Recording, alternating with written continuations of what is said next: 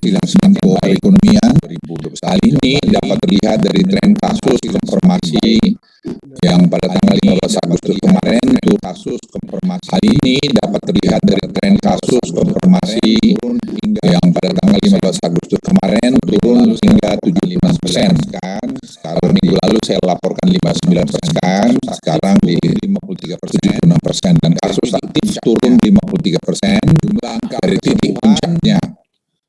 Jumlah angka kesembuhan terus mengalami penurunan, juga meningkat, dan jumlah kematian terus mengalami penurunan. Jadi pada positif, kami juga melihat tren penurunan terjadi pada positivity rate, perawatan pasien, pada kasus konfirmasi dan angka kematian pada hampir seluruh provinsi di Jawa dan Bali. Namun berdasarkan hasil kunjungan lapangan yang pada beberapa pekan yang lalu masih ada perbaikan yang perlu dilakukan pada beberapa wilayah. Oleh karena itu, langkah-langkah intervensi telah diambil antara lain dengan melakukan mobilisasi pasien-pasien isoman ke pusat-pusat isolasi yang disediakan oleh pemerintah, kota, kabupaten, dan memastikan ketersediaan obat serta oksigen konsentrator. Sehingga kami harapkan dalam minggu depan akan terjadi perbaikan yang signifikan, terutama untuk wilayah Bali dan Malang Raya.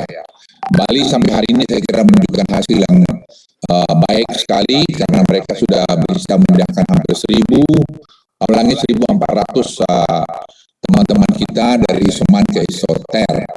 Dan Malang Raya juga telah membuat progres dalam konteks ini.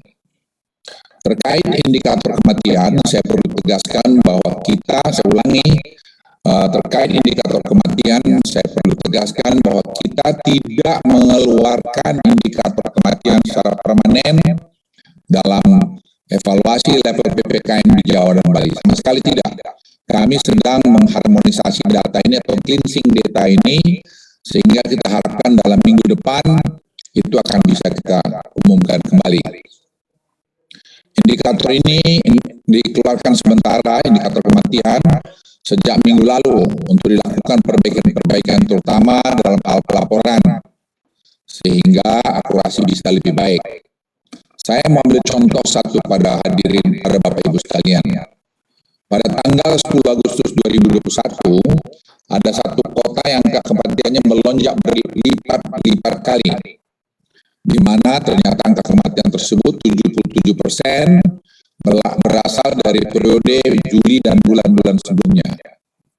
Kasus seperti ini banyak kita temukan di kabupaten lain.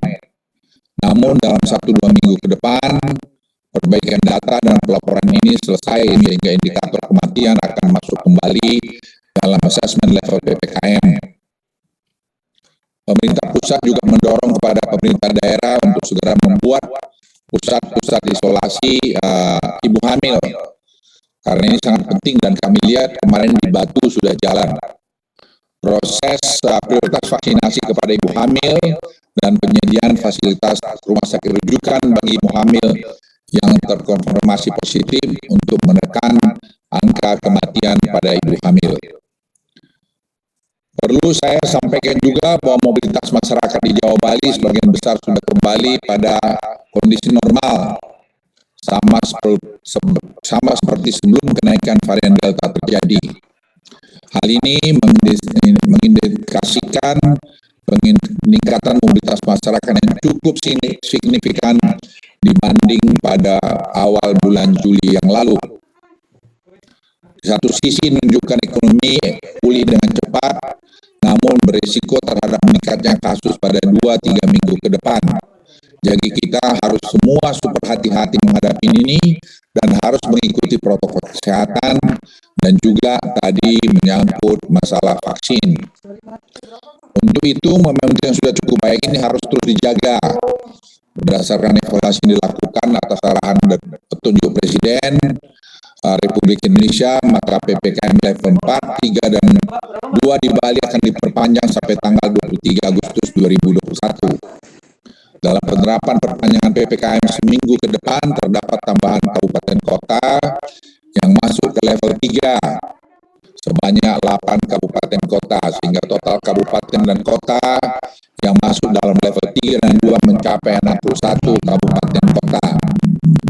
terkait keputusan ini akan dituangkan dalam instruksi Mendagri secara detail. Selanjutnya, saya perlu juga jelaskan bahwa percobaan pembukaan yang dilakukan di pusat perbelanjaan seperti mal menunjukkan implementasi yang cukup baik. Melalui sistem Peduli Lindungi, pemerintah mendapati hasil ada 1,015 juta orang yang melakukan check-in pada sistem agar dapat masuk pusat belanja _mall, dan ada 619 orang ditolak masuk oleh sistem dan tidak diperkenankan untuk masuk ke dalam pusat perbelanjaan dalam seminggu terakhir dengan berbagai macam alasan. Hasil evaluasi menunjukkan penerapan protokol kesehatan di pusat perbelanjaan mal sudah dilakukan secara disiplin, dan ini juga sekaligus untuk mendisiplinkan kita semua. Untuk itu pemerintah akan memperluas cakupan kota di level 4 yang dapat melakukan uji coba ini. Selain itu pemerintah juga meningkatkan kapasitas kunjungan pusat perbelanjaan mal menjadi 50% dan memberikan akses dine-in makan di tempat sejumlah 25% atau hanya 2 orang per meja pada pusat perbelanjaan dan mal selama seminggu ke depan di wilayah level 4 yang melakukan uji coba, dan di wilayah level 3. Protokol kesehatan yang ketat tetap dilakukan untuk menggunakan protokol pelaksanaan yang sudah berjalan saat ini dengan aplikasi Peduli Lindungi untuk melakukan screening terhadap pengunjung. Hal ini tentunya akan membiasakan masyarakat untuk hidup disiplin secara terdigitalisasi yang membuat perubahan pada pola hidup masyarakat saat ini.